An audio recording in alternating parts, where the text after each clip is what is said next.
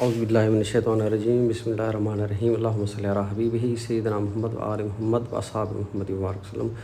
دوستو، یہ آپ کو جو مسجد نظر آ رہی ہے یہ مسجد فتح جو کہ غزوہ خندق کے دوران حضور نبی اکرم صلی اللہ علیہ وسلم کا یہاں پر خیمہ مبارک نصب کیا گیا تھا۔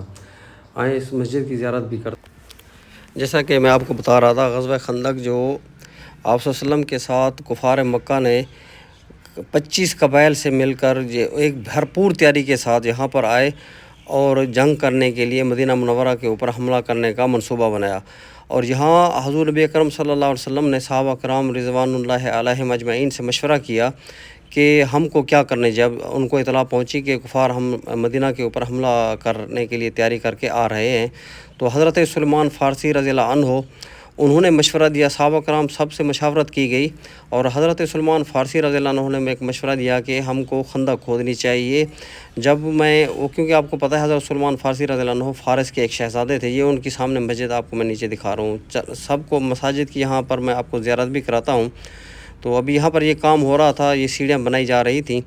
تو یہ مسجد کے اندر پہلے چھوٹی سی مسجد تھی، یہاں پر صحن نہیں تھا، تو ابھی سعودی گورنمنٹ نے یہاں پر صحن بھی بنا دیا ہے، اور اس کے ساتھ میں زیارت کرنے والوں کے لیے آسانی کرتے ہوئے یہاں پر مصلی بھی بچھائے جا چکے ہیں۔ اور مسجد کے اندر وہ حصہ ہے جہاں پر آپ صلی اللہ علیہ وسلم کا خیمہ مبارک نصب کیا گیا تھا، اور اسی کے اوپر جو ہے عبدواد کا بھی میں آپ کو واقعہ سناؤں گا۔ اس میں یہ سب سے بڑا جو واقعہ ہوا تھا وہی تھا جس کے حضرت مولا علی کرم اللہ وجہ الکریم رضی اللہ عنہ نے عبدواد کو جو ہے یہاں پر قتل کیا تھا۔ تو عبدواد نے یہاں سے عبدواد جو ہے عمر بن عبدالواد، وہ ایک ایسا شخص تھا کفار میں سے جس کے برابری کے لیے 100 آدمی بھی کھڑے نہیں ہو سکتے تھے۔ تو اس نے یہاں پر آپ صلی اللہ علیہ وسلم کے خیمہ مبارک میں ایک تیر پھینکا، تو آپ صلی اللہ علیہ وسلم خیمے سے جو باہر تشریف فرما تھے، خیمہ جو ہے آپ کو تکلیف الحمدللہ نہ پہنچی۔ تو اس کے بعد وہ بکواس کرنے لگا اور اونچی آواز میں آپ صلی اللہ علیہ وسلم کو مخاطب ہو کر کہنے لگا کہ کوئی ہے جو میرے ساتھ مقابلہ کرنے کے لیے آئے۔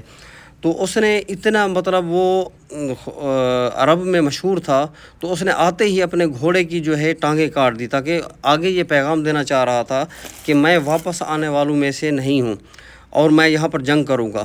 حضور نبی کرم صلی اللہ علیہ وسلم نے یہاں پر آ کر جب اس کی دیکھی وہ اونچی آواز میں باتیں کر رہا، تو آپ صلی اللہ علیہ وسلم نے صحابہ کرام کی جماعت میں سے آواز دی کہ کوئی ہے اس کتے کا منہ بند کرنے والا۔ تو سب صحابہ کرام خاموش رہے۔ سیدنا مولا علی کرم اللہ وجہ الکریم سامنے تشریف لے اور عرض کی، یا رسول اللہ صلی اللہ علیہ وسلم مجھے اجازت دیں۔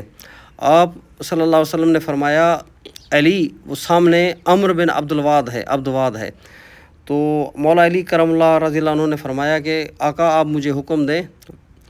تو آپ صلی اللہ علیہ وسلم نے پھر آواز دی، دو بار آواز دینے کے بعد بھی کوئی سامنے آیا، تو تیسری مرتبہ آپ صلی اللہ علیہ وسلم نے مولا علی کرم اللہ وجہ الکریم کو اپنی زرہ پہنائی اور اپنی تلوار مبارک، اپنے نالین مبارک پہنا کر آپ صلی اللہ علیہ وسلم نے مولا علی کرم اللہ وجہ الکریم کو دعا دی، اور عبدواد کے ساتھ حضرت مولا علی کرم اللہ وجہ الکریم کا مقابلہ ہوا۔ یہ سامنے مسجد حضرت سلمان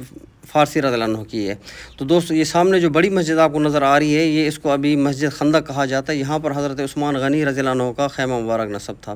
تو ان کی میں آپ کو بتاتا چلوں گا، انشاءاللہ وہاں پر بھی زیارت کرائیں گے۔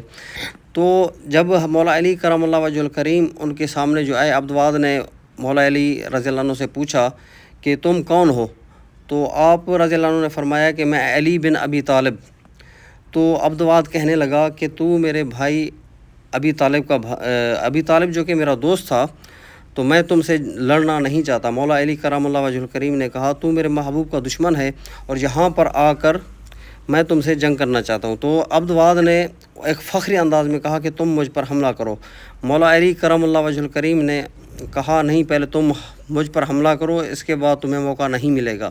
تو عبدواد نے حملہ کیا۔ مولا علی کرم اللہ وجہ الکریم ایک جگہ سے تھوڑی زخمی بھی ہوئے۔ صحابہ کرام ایسے اٹھ کے دیکھ رہے تھے اس مقابلے کو، آپ صلی اللہ علیہ وسلم دعا فرما رہے تھے۔ تو مولا علی کرم اللہ وجہ الکریم نے جب ایک ہی تلوار کا وار کیا، عبدواد سمجھ لے سر سے لے کے پاؤں تک درمیانی حصہ جو ہے اس کا نیچے تک کٹ گیا، 2 حصوں میں جو ہے عبد واد کٹ کے گیا، اور وہاں پر صحابہ کرام رضوان اللہ علیہم اجمعین نے اللہ اکبر کی صدائیں بلند کی۔ تو یہ یہاں پر ایک واقعہ ہوا تھا، اس کے بعد اور اس کے علاوہ کوئی یہاں پر جنگ نہیں ہوئی تھی۔ اور یہ اس کا واقعہ قرآن مجید میں بھی ہے، سورۃ الاحزاب میں اس کا ذکر بھی ہے اس جنگ کا۔ یہاں پر پھر اللہ پاک نے ایک ٹھنڈی ہوا اتاری، جس کے بعد جو ہے کفار کے خیمے اکھڑ گئے اور وہ وہاں سے بھاگے۔ تقریباً کم و بیش اس کے تاریخ اور سیرت کے واقعات میں 30 دن کا محاصرہ رہا ان کی طرف سے۔ تو یہاں پر حضرت جابر رضی اللہ عنہ کا بھی ایک واقعہ ہے، جو کہ حضور نبی کریم صلی اللہ علیہ وسلم نے اپنے پیٹ مبارک پہ اوپر 2 پتھر باندھے ہوئے تھے۔ صحابہ کرام نے آپ صلی اللہ علیہ وسلم کی خدمت میں حاضر ہو کر عرض کی، یا رسول اللہ صلی اللہ علیہ وسلم، بھوک کی وجہ سے ہمارا جو ہے شدید بھوک کی شکایت کی۔ تو آپ صلی اللہ علیہ وسلم نے اپنے پیٹ مبارک سے جب پیٹ مبارک کے اوپر سے کپڑا ہٹایا تو آپ نے 2 پتھر باندھے ہوتے۔ حضرت جابر رضی اللہ عنہ نے آپ صلی اللہ علیہ وسلم کو آ کر پیغام دیا، آقا میرے گھر میں ایک چھوٹا سا بکرا ہے 4-5 لوگوں کا۔ پہلے آگے گھر میں اپنی گھر والی سے مشورہ کیا کہ میں حضور صلی اللہ علیہ وسلم کو اس حالت میں نہیں دیکھ سکتا، گھر میں کچھ ہے تو میں جو ہے آپ کی دعوت کروں۔ تو آپ کی زوجہ مطہرہ نے عرض کی کہ آپ حضور صلی اللہ علیہ وسلم کو جا کر عرض کریں اور ان سے کہیں کہ 4 بندوں کا کھانا جو ہے میں بناتی ہوں۔ تو حضرت جابر رضی اللہ عنہ وہاں پر گئے، آپ صلی اللہ علیہ وسلم کی خدمت میں عرض کی، یا رسول اللہ صلی اللہ علیہ وسلم 4-5 لوگوں کا میں کھانا گھر پہ بنایا ہے، آپ مہربانی کر قبول فرمائیں۔ تو آپ صلی اللہ علیہ وسلم نے وہاں پر سارے صحابہ کرام کو جو ہے دعوت دی اور کہا تمہارے بھائی جابر نے جو ہے آپ لوگوں کے لیے انتظام کیا ہے، تو چل کر کھانا کھائیں۔ تو حضرت جابر رضی اللہ عنہ گھبرا گئے کہ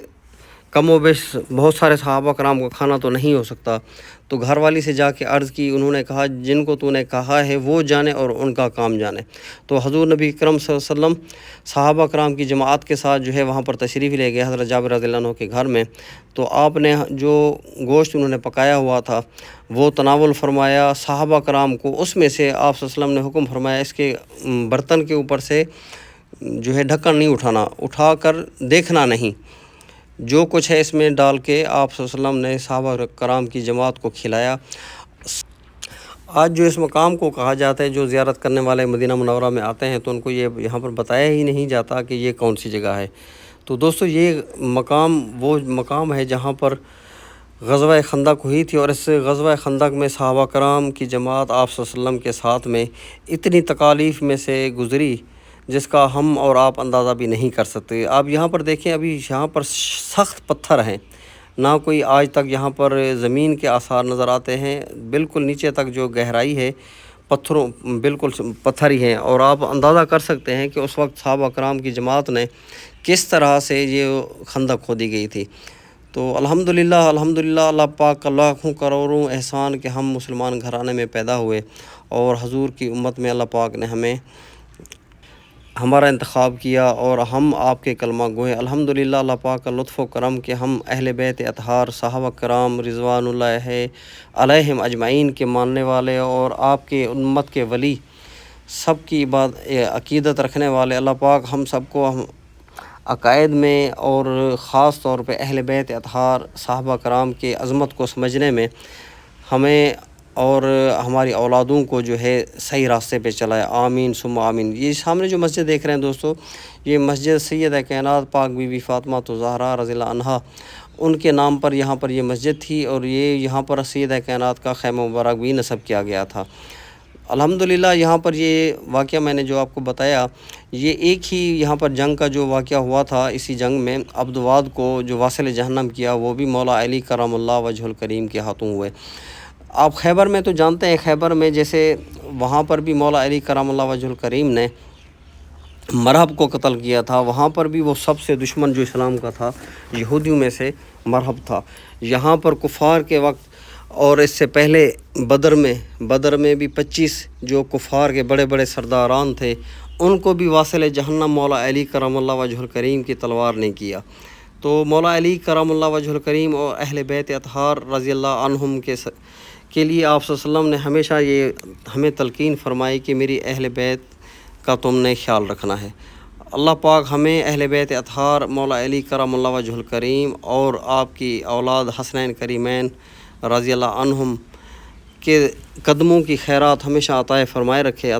رکھے، سید کائنات کے جوڑوں کا صدقہ ہمارے اور ہمارے آباء و اجداد کی مغفرت فرمائے، ہماری اولادوں کو اہل بیت کی محبت عطا فرمائے، ہمارے خاندان میں جو بھی پوری عالم اسلام میں اللہ پاک حضور کی اہل بیت کا صدقہ ہم پہ اپنا سایہ رحمت فرمائے، آمین ثم آمین۔ تو دوستو یہ وہ جگہ تھی، میں نے چاہا کہ آپ کو اس کی زیارت بھی کراؤں اور اس کی جو پیچھے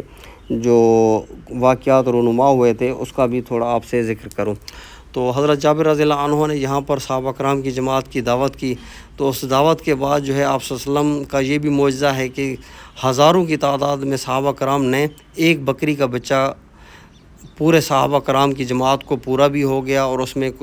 ویسے ہی سالن بچا ہوا تھا جیسے پہلے سے شروع تھا۔ تو اللہ پاک کے محبوب نبی صلی اللہ علیہ وسلم کے ہر چیز اختیار میں ہے،